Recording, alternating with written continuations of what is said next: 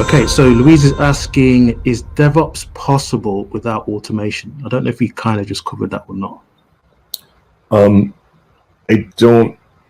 Okay, so I think I mostly covered it. I think I would just say that in my, and this is totally just my, we're now off on my like garden path of testing theory. So just I'll try to keep it short, but just a computer is automation, and so all testing activity, all activity that involves a computer is automated to some extent. So it's not. I just prefer to reframe these kind of questions. It's like how much automation.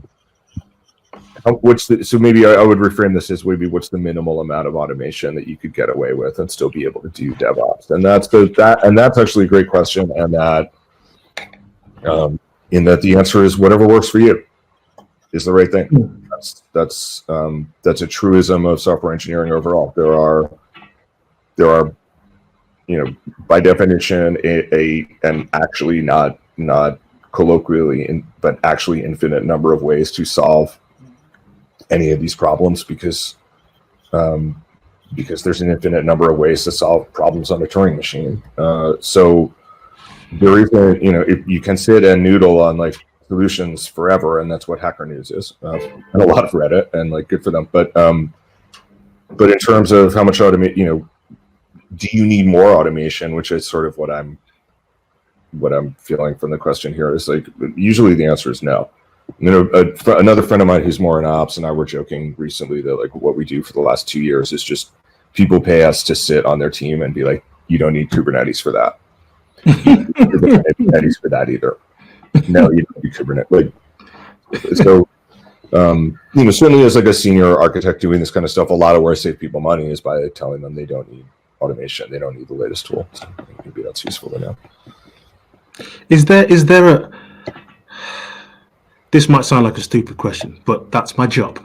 So is there a way to figure out what that looks like? Are there any or is that basically DevOps? Like, is that how do you know that you're overdoing it?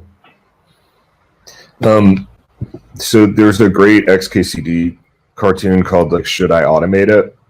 Where he in great XKCD style, he actually sat down and like did the math of like, if you spend X time automating, you will save X time amortized over days, months. I know that one. It's a fantastic, yeah. He's got another one too. I mean, like you Google for a second, anybody Googles for a second, I'll find him. It should be about time saved, and time saved should be measured in money. And I think that this is a place where SRE and like the straight SRE book and the other writings about SRE straight from Google, I think got this completely right. Like automation is there to eliminate what they call toil, and what used to what the older like internet documents call like boredom and drudgery. Like boredom and drudgery is evil. That was a big meme from like the Netscape days.